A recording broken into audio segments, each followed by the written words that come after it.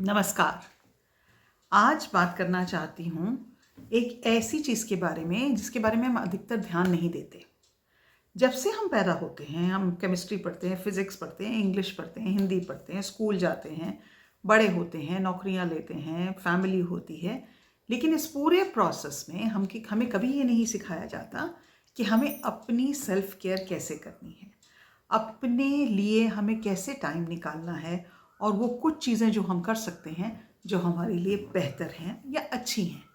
आज मैं उन 25 सेल्फ केयर हैबिट्स के बारे में आपसे बात करना चाहती हूँ। मैंने एक लंबी सी लिस्ट बनाई है यहाँ पे।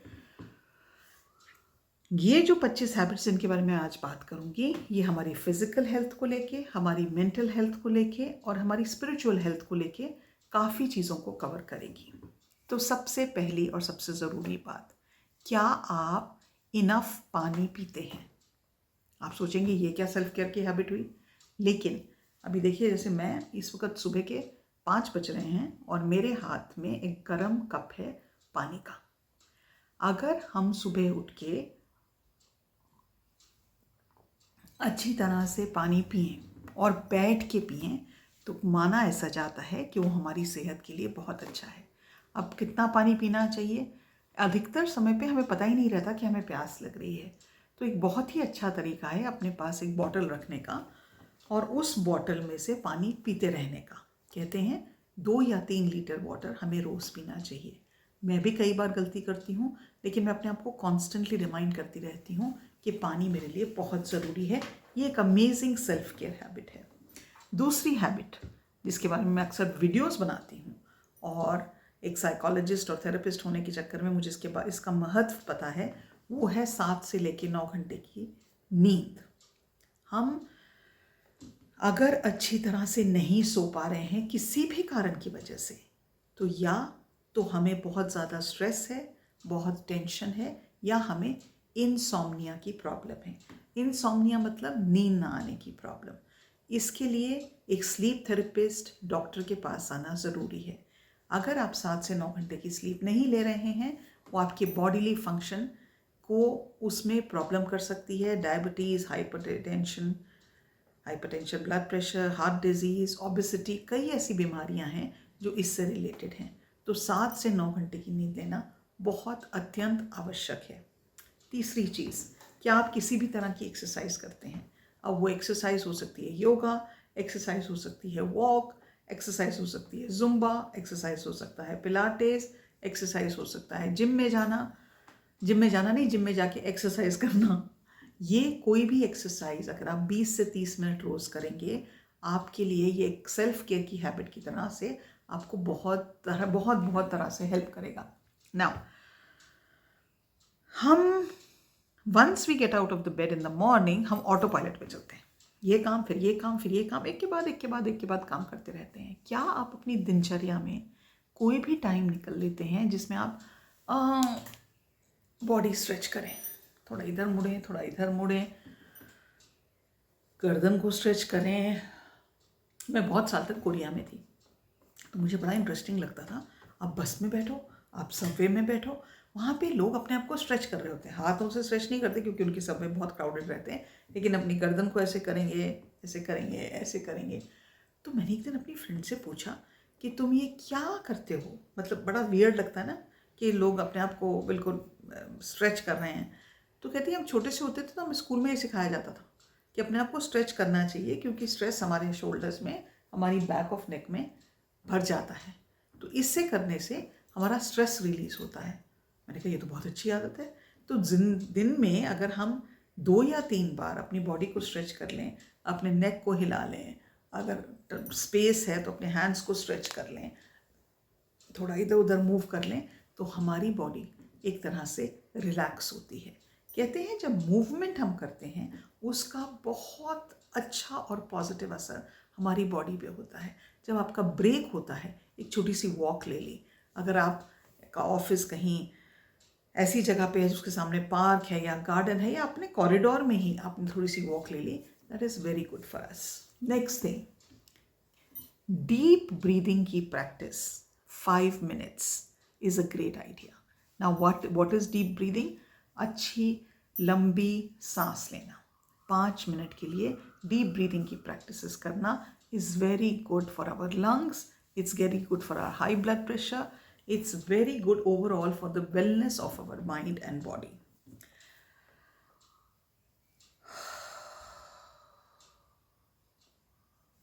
कायदे से नाक से सांस लेना.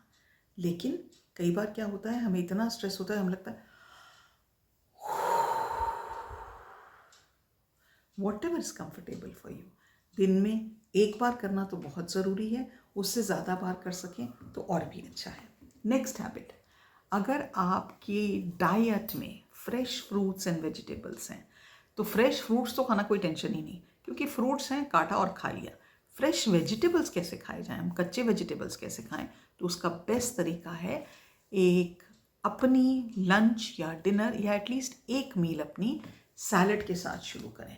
अब इस सैलड में आप फ्रूट्स भी काट सकते हैं, आप लेटस काट सकते हैं, आप गाजर काट सकते हैं, खीरा काट सकते हैं, मूली काट सकते हैं, टमाटर काट सकते हैं, भीगे हुए चने ले सकते हैं, अंकुरित दालें डाल सकते हैं, जो आपको सही, कोकोनट ग्रेट करके डाल सकते हैं, जो आपको अच्छा लगता है आप कर सकते हैं. लेकिन अपनी डाइट में फ्रेश फ्रूट और फ्रेश वेजिटेबल्स का सेवन करना एक बहुत ही अच्छा तरीका है. एक का मैं नाम भूल रही हूँ, उनका यूट्यूब पे चैनल है, उनको शुगर गॉडेस शायद कहा जाता है.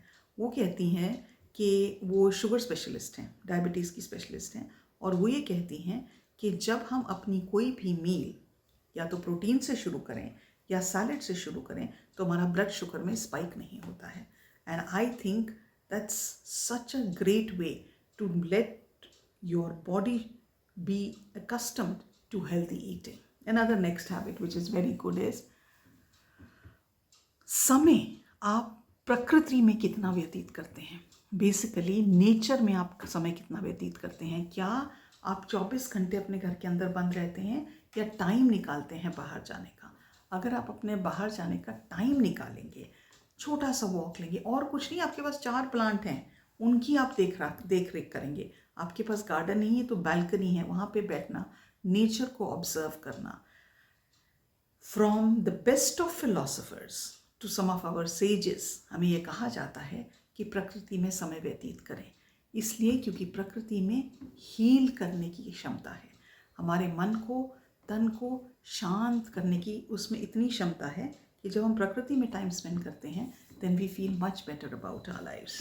नेक्स्ट, आपके लिए बहुत बहुत ज़रूरी है कि सोने से पहले आप अपना मोबाइल, अपना टैबलेट, अपना कंप्यूटर कहीं और कमरे में चार्ज करने के लिए लगाएं. बिस्तर पे तो मोबाइल लेके जाना ही नहीं चाहिए, क्योंकि वो आपकी स्लीप के साथ इंटरप्ट करता है.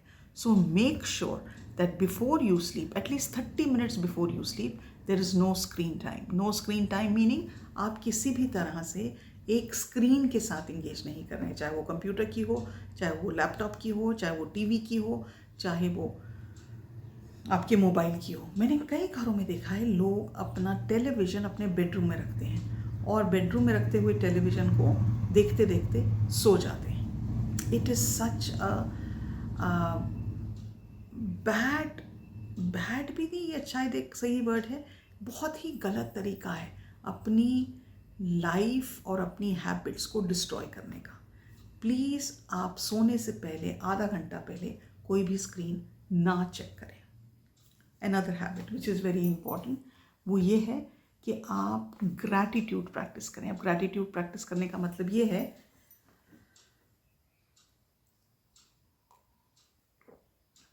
सुबह उठते ही आप एक कृतज्ञता का भाव जताएं. आप सुबह उठते हैं, बिस्तर से नीचे उतरने से पहले आप शुक्रिया करें इस यूनिवर्स का, भगवान का, जिनको भी आप मानते हैं, जिनकी भी आप पूजा करते हैं, नहीं भी मानते तो इस नेचर का शुक्रिया अदा करें कि आप अच्छी तरह से सोकर सुबह उठे हैं और आपको हर चीज़ की एक कृतज्ञता है.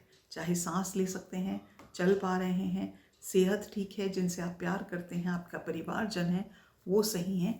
ये कृतज्ञता का भाव रखना बहुत ज़्यादा ज़रूरी है. एक और हैबिट जो बहुत अच्छी है वो है अपनी जो भी कोई चीज़ आपको अच्छी लगती है, मे बी आपको पेंटिंग अच्छी लगती है, मे बी आपको कुकिंग अच्छी लगती है, मे बी आपको किताबें पढ़ना अच्छा लगता है, मे बी आपको डांस करना अच्छा लगता है, कुछ भी ऐसी चीज़ आइडेंटिफाई करें जिसको करने से आपका दिल गार्डन गार्डन हो जाता है. Spend time doing that thing which gives you tremendous Joy, जिससे जो करने से आपको काम नहीं लगता. It is a hobby which you cultivate. कई लोग आजकल मैं देखती हूँ, बहुत सारे बच्चे कोडिंग करते हैं, बहुत सारे लोग फोटोग्राफी में इंटरेस्ट लेते हैं, बहुत सारे लोग ऐसे हैं जो कंप्यूटर में ग्राफिक्स बना सकते हैं. जो भी चीज़ है, कई लोग अपने हाथों से इतनी सुंदर चीज़ें बनाते हैं, एम्ब्रॉयडरी करते हैं, निटिंग करते हैं, क्रोशिया करते हैं. कोई भी ऐसी चीज़ जो आपको जॉय दे, उसमें ज़रूर टाइम स्पेंड करें और रोज़ उसके लिए टाइम निकालें. एक और चीज़ जो आपके लिए बहुत अच्छी है, कहते हैं अगर हमें डिप्रेशन से अलग रहना है, depression is become such a common thing, या मेंटल हेल्थ के इशूज से अलग रहना है, तो बहुत ज़रूरी है कि हम अपने फैमिली मेम्बर्स, रिलेटिव्स या फ्रेंड्स से कनेक्ट करें. ऐसा कोई इंसान है जिनसे आप बात करना पसंद करते हैं, ऐसा कोई व्यक्ति है, ऐसी कोई फैमिली मेम्बर है या रिलेटिव है या फ्रेंड है जिससे बात करके आपको अच्छा लगता है, आपका एक सोशल कनेक्शन बनता है. जब हम उन लोगों के साथ अपना टाइम स्पेंड करते हैं, then we feel very relaxed. हम अपनी मन की बात शेयर कर सकते हैं, हमें ट्रस्ट है कि हमारी ये मन की बात कहीं पे भी नहीं जाएगी. तो अगर आपकी ज़िंदगी में ऐसा कोई व्यक्ति है तो उससे रेगुलरली टच में रहें.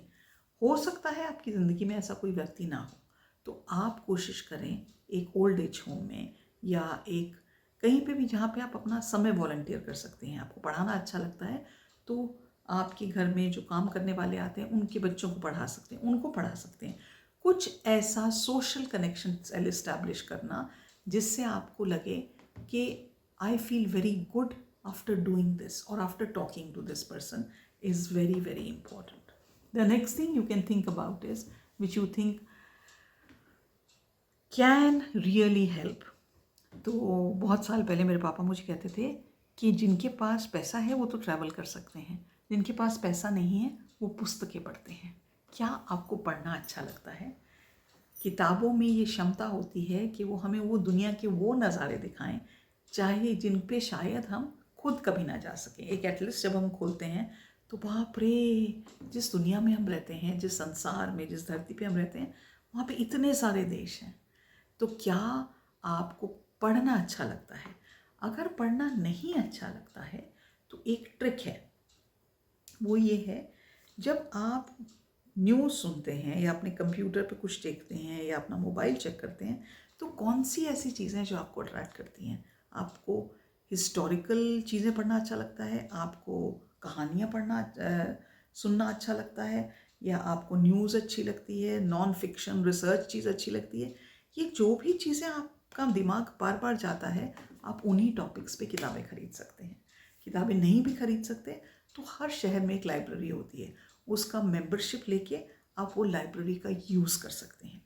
तो अगर आप रीडिंग की हैबिट डालेंगे तो कहते हैं the one who reads is never alone. जिसको पढ़ने की आदत है वो कभी भी अकेलापन महसूस नहीं करता, क्योंकि हमेशा थोड़ा सा अकेलापन महसूस करता है तो अपनी किताब उठा के किताब पढ़ने लग जाता है और वो किताब उसको दुनिया के अलग अलग कोनों में लेके जाती है. ये मेरी 25 सेल्फ केयर हैबिट्स का पार्ट 1 है. नेक्स्ट पार्ट में मैं बाकी वो हैबिट्स के बारे में बात करूँगी जिससे आप अपनी लाइफ को बेहतर बना सकते हैं. मैं उम्मीद रखती हूँ आप इनमें से कोई कुछ चीज़ें फॉलो करना शुरू करेंगे और अपनी लाइफ को और खूबसूरत बनाएंगे. आज के लिए इतना ही. नमस्कार.